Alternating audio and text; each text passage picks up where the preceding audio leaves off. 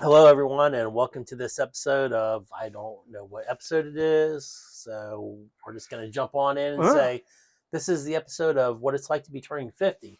So sit back, relax, get the Flex All 454 out from the football guy. yeah.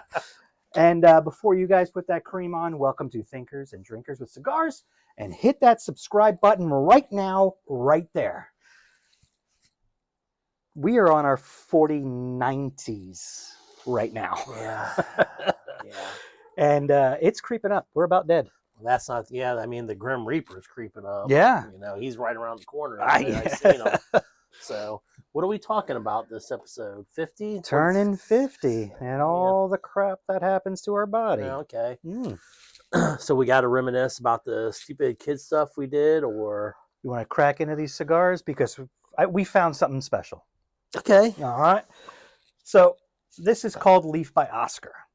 And back in, I would say, 2000-ish, Oscar Valadares, am I rolling my D's right? Valadares. He worked for Rocky Patel, who's with Drew Estates, and we've already had 2 cigars by them. And he was a chauffeur, but he had a lot of passion. He hadn't even smoked a cigar before, but started working and had a passion for how they make cigars. So he spent 15 years learning the process. But these are actually wrapped in a leaf itself. Yeah. Man. This is wrapped in an unfermented leaf. And he thought a story from the Mayans, when they would just take a leaf and put tobacco in and smoke it, would be his selling point. And even the label that's on this is used from the stem. He made the paper from the stem of the tobacco leaf, so nothing's wasted. Then he made, like, not that many, but a guy in, I think it's either Pittsburgh or Philadelphia, Jim Robinson, from Leaf and Bean, found them. He ordered 5,000 of these. Now, Oscar didn't have the funds to do that. So he sold his car to pay his employees to get this shipment out. Okay. He shipped the first 1,000 to Jim, sold out in a week and a half. And ever since then, this has been on the top 25 cigar list. Yes. This is a Maduro Leaf by Oscar. And it's supposed to be a full body. And it has honey, chocolate, and black pepper. Interesting. Is it oily when you unwrapped it? No, but I can definitely tell it's very fresh. Which, to me, that's something. That's an very, very important. Yeah. Oh, so there's a label on it. There's another label on it, and it's the Leaf by Oscar. Yeah. Which is really cool. Smells nice. So, what do we got here? You brought us the bourbon. I did bring the bourbon. So we stopped at Southern Distillery off 85 just outside of Statesville. Right here. Right up the road. Great place. We suck at fluid. But yeah, so stopped up there, Statesville, the Southern Distillery. Went in. If you haven't been there, I encourage you to go. Great place, great people. They actually make it there, so it's you can take a tours. I didn't do the tour. I would encourage somebody to do them. We need to go. We need to go. Yeah. Since you brought this back, I looked them up a little bit. There's not much history. They've only been around since 2013, so this definitely beats Maker's Mark in the youngest bourbons that we've ever had. Well, they've done a good job since 2013. Because let me tell you, very impressed. There's actually a little side room where you can sit, gather around. Looks like you could do meetings or such there. That's cool. It's a great place. Did you notice anybody smoking cigars that we could ask to phone? No, I don't think they're going to let you do that there. But, yep.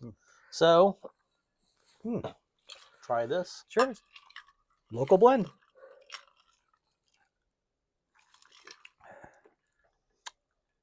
It's a little harsh. But it does have a smooth, unique taste to it. Yeah, smooth. They said it's a high rye, which it's a higher content of rye in their mash. And guys, we're bringing back these glasses that Carla had given us. If you watched our last episode, because I've been thinking about them all week, and it's a cool design, and I love great design, but I love something that's great design and function, and not sure the function of this glass. Well, I would say that's for when your hands are busy with, something else. I don't know. It's a little. There. It's very precarious. Yep. And just one of these. So I don't know. It's weird because we have usually when you're smoking a cigar, you got the ashtray. Yeah. I guess this is if you're like walking around town. It could be. It could be. Or at a party. Could be.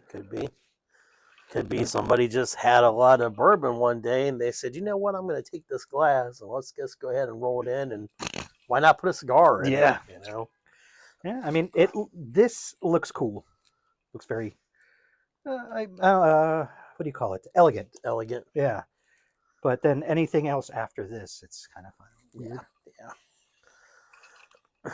But so now let's talk about this turning 50 and the stupid stuff, and I mean, I can't believe I made it this far. I mean, I did some dumb stuff. Yeah. And I gotta say, if it wasn't for my wife keeping me out of trouble all these years, I probably wouldn't be looking at 50.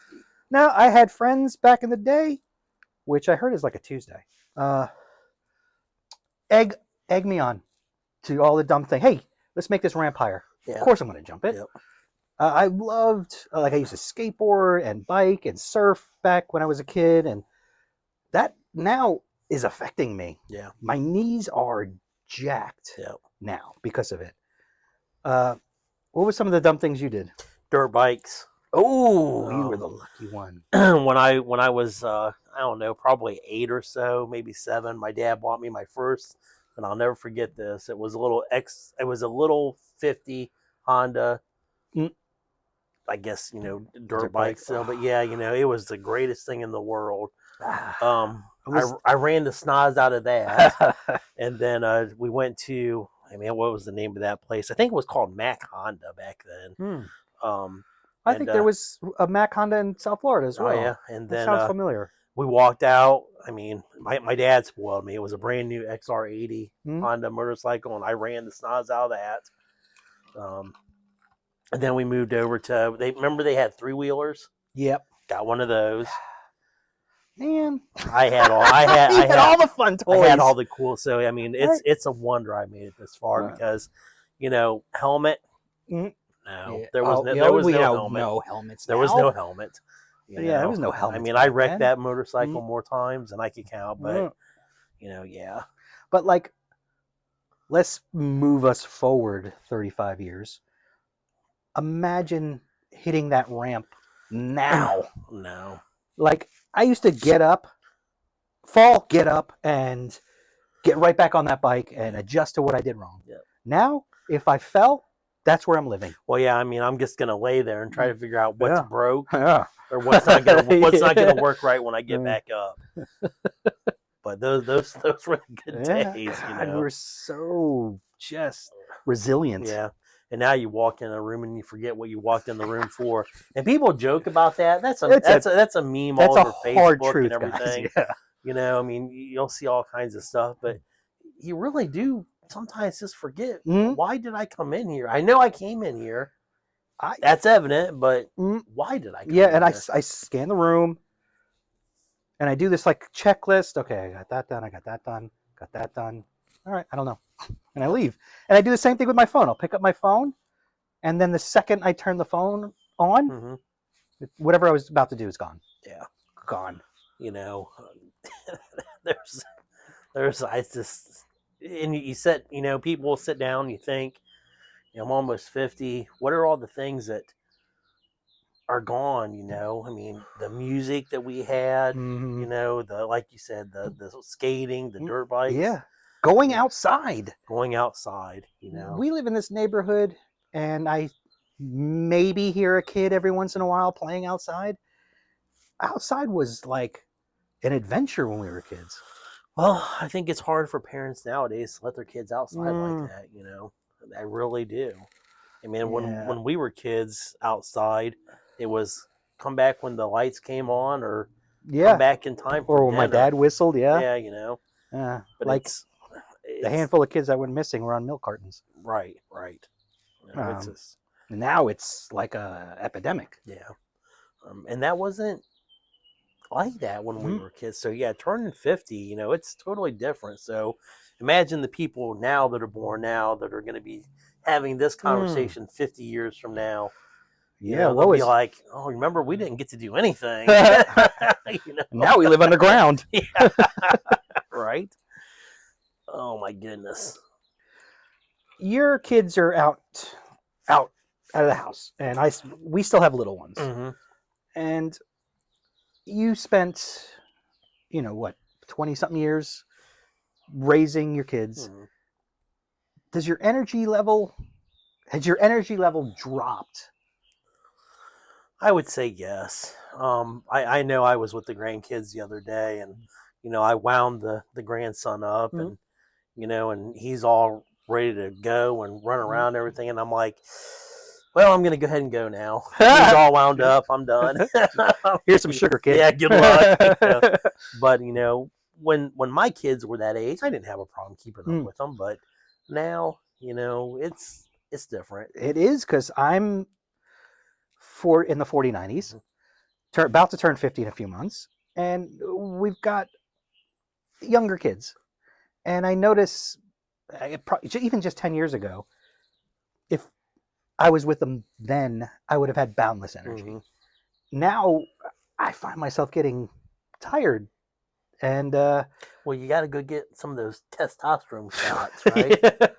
I mean, those are all the rage now, right? God, the commercials. Let me stab you with the needle and give you some testosterone, right? Pills everywhere.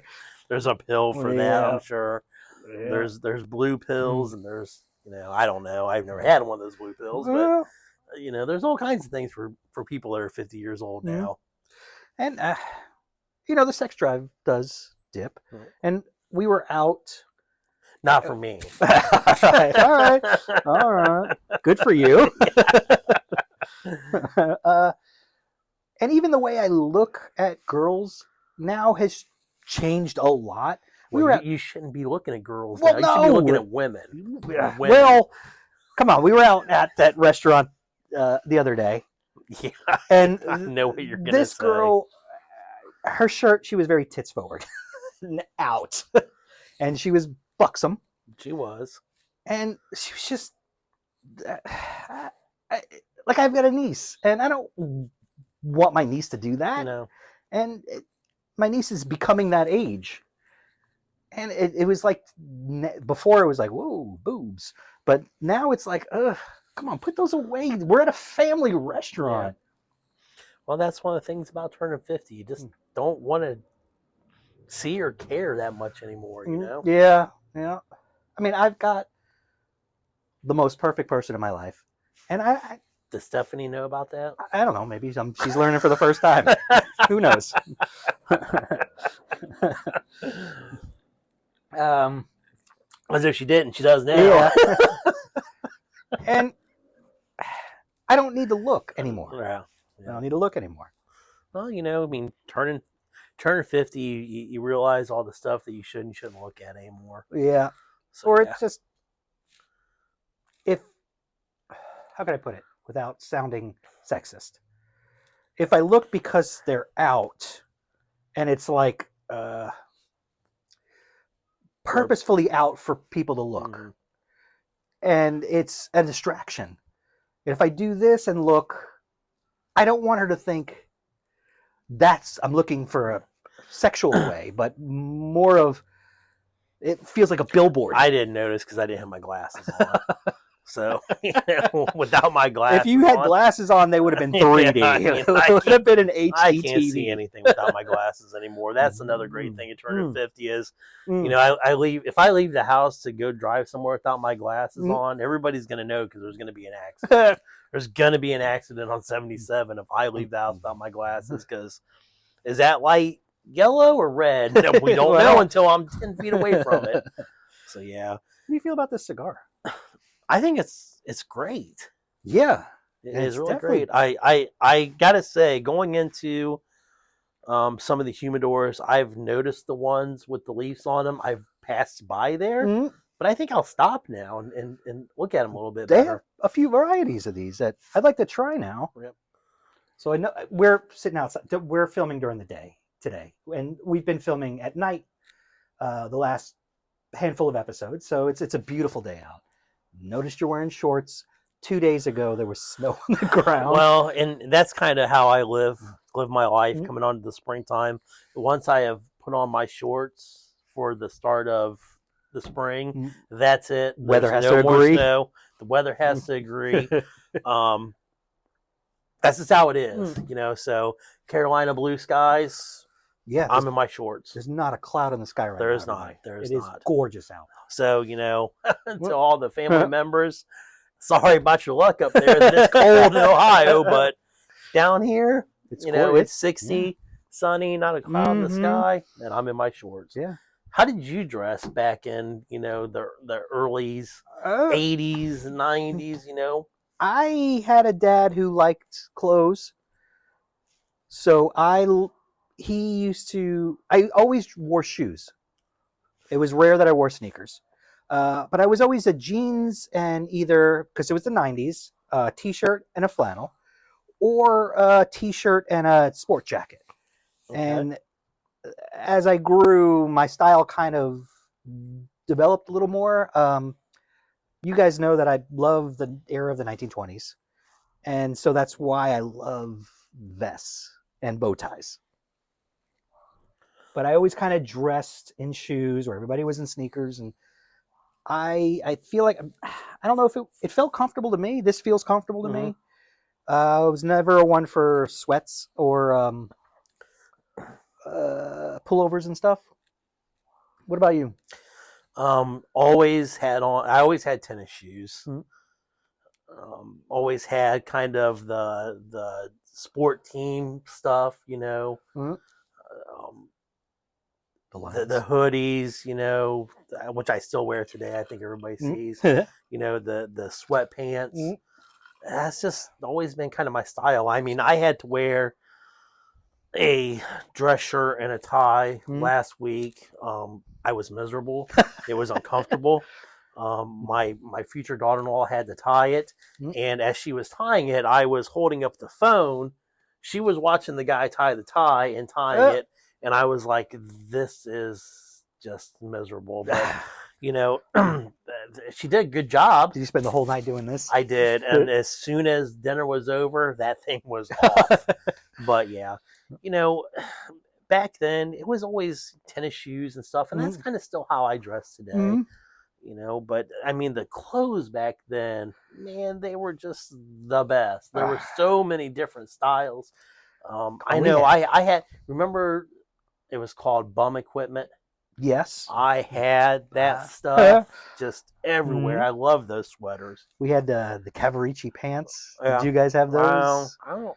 And Zodiac shoes, where you would pin the bottom of your leg and roll it up a bit, wear no socks. Yeah. And wore these slip-on Zodiac shoes, and after about 3 weeks, they stunk. Yeah. Without socks. I went to the store today, and I was looking, and I seen the Chuck Taylor Converses. Oh, I love them. And I was looking at those, and I think this summer what I want to get. Remember the shoes that were white and black with the checker pattern? Oh yeah, the Vans. I am gonna buy some of those. Yeah, our little one wore them last night. My wife will hate them, so that's gonna be the ones I'm gonna get. Oh, the checkerboard Vans were the best. I had so many pairs of those. Those are gonna be great. I'm gonna get those. I mean, that's just the kind of stuff as you get older, you just nostalgia. Get that stuff again, Because we drove by. It was like a collectible toy store thing last night in old downtown Mooresville, and I told Nikki, I was like, I want to stop there. I want to go shopping, and she ignored me. Didn't have any kind of really reply, so I'm like, okay, well, no reply means I can go. So, but yeah, I stopped. We drove by there. I said something about stopping at the collectible shop, to look at the old comics or the old toys and stuff, and I said, I would like to stop there. I love going to the antique malls and seeing where they've got the old toys and the old collectibles. I mean, that was something that growing up that I had. I had all the GI Joes. I had all the Transformers and everything.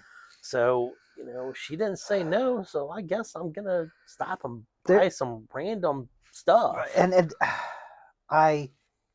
I'm used to be a toy collector, not like a crazy person, but if there was something nostalgic that I saw that I couldn't have when I was a kid, I had it, and I didn't keep it in the package. I put it on a shelf without the package on, and I love old toys. We were just at that antique mall yesterday while you were out at the other one, and they have this huge booth of old toys, and they have a television on with all the old commercials.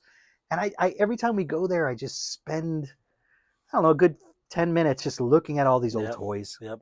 Thinking about all the stuff that you did to your toys. I remember I had all the Star Wars figures, right? Well, after I grew out of those, I bought a BB gun, and I was like, all the best toys. I was like, all the best toys. I was like, you know what? If I take those little figures, and I stack them out through the woods, yeah, well, I mean, I imagine those, now they were worth they're worth a lot more than what they were then. But, yeah. Yep. Another thing that happened to you yesterday, you came across, we did the Double Oak Woodford Reserve episode. What was that, number 3-ish? Yeah. And we talked about that special edition. The and double oak. And you came across it on a menu. I did. We went out last night and went to this great place. I believe it was called 158 on Main in what I call old downtown Mooresville. They had a bottle of it, and I had my glasses on. About time. And I'm like, man, that looks awful dark. I could make out the bottle. I was like, that looks awful dark. So when the bartender gal came over, I said, Miss, does that say double oak? And she said, yeah, it does. We actually just won that in the lottery. And I'm like, that's awesome. So she brought it over. I'm looking at it. I was like, how much is a pour of that? And I think it was like an ounce and a half was like $70. I'm like, Nikki looks at me. She says, if you want it, get it. And I'm going, man, I just don't know. Yeah. I just don't know. So I didn't end up getting it. I did not. I probably should have. I have no doubt here in a couple weeks we'll be back out. I'll maybe have a little bit more to drink before I make the logical decision. But the thing is, will you taste it different if you had more to drink? Well, that's kind of what I was thinking. And probably so, but I don't know. I mean, maybe somebody else will probably get the first pour of it, and will be wishing it was me, because you always want to get the first pour. Yeah. So like you were saying, or we were saying, and I'm sorry I'm interrupting. I feel like I just jumped on you there. I would like that if I'm spending $70 on a little bit of drink, that's the flavor I want to taste. Yeah. Outside of having a couple and not tasting it, right? Tasting that $70 on my tongue. Yeah. It was definitely worth thinking about. And you did the math, because guys, that bottle comes out once a year. Yeah. And you have to, I guess, do a lottery to win it. I think there's some kind of lottery for places to order it. I think you can still buy it right where they're distilling it. But yeah, I mean, so it was like $150 for the bottle. Like if you buy it retail. I think if you buy the retail, it's probably $150, probably $200. And then we did the math. I did the math. And it came out a little over $1,200. You said $1,700. Yeah. That's a profit margin. Yeah. And good for them for being able to make it. I mean, I guess if I won it and somebody wanted to try to be like, well, it's probably going to be about an $80 an ounce and a half. I'm gonna make a little bit of money out of it. But they had a couple of bottles of other stuff that they had won the lottery on as well. We're definitely going to go there. Yeah, great place. But I mean, your kids are out of the house. You got expendable income now. You Yeah, I'm telling you, man, when the kids get out, Mm. they're like, "Hey, mom and dad, how do you guys have so much money?" Because you Right. left. That's why. Ah, That's why we have money, because you're gone. I don't know. I mean, I'm not very tall, but my son is like 6 foot something or another, and probably 190 pounds. Mm. The kid could eat. The Yeah. kid could eat when he was in 8th grade.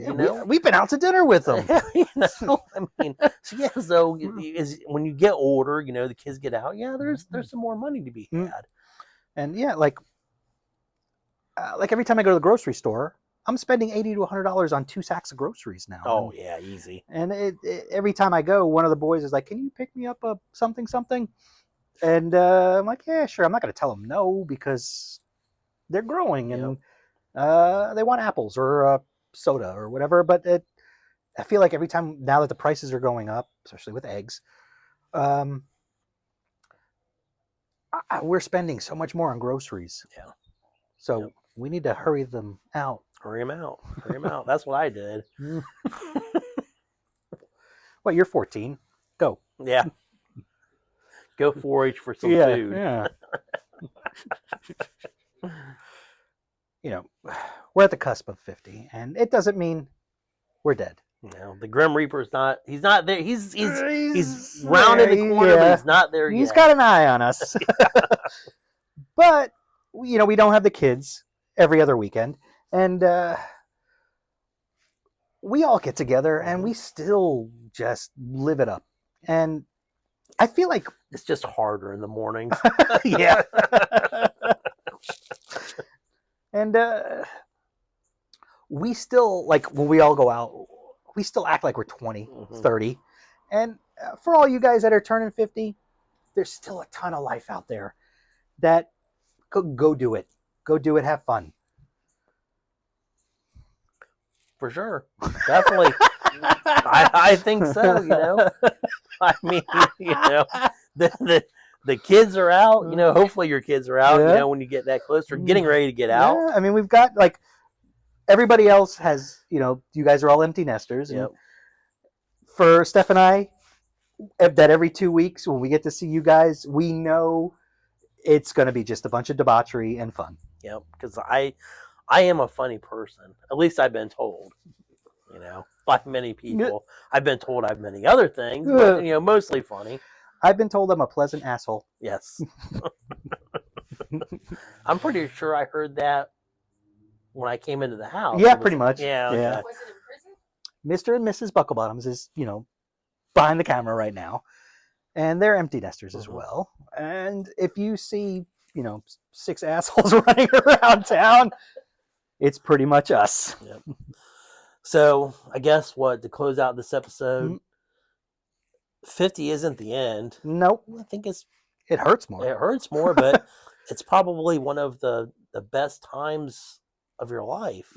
I mean, you should be able to look back and say, I got to do this, I enjoyed this, and now I'm going to enjoy this half of it. Yes. A little slower, but here's the 50. Here's the 50. And cheers to the nights you don't remember and the friends that you do.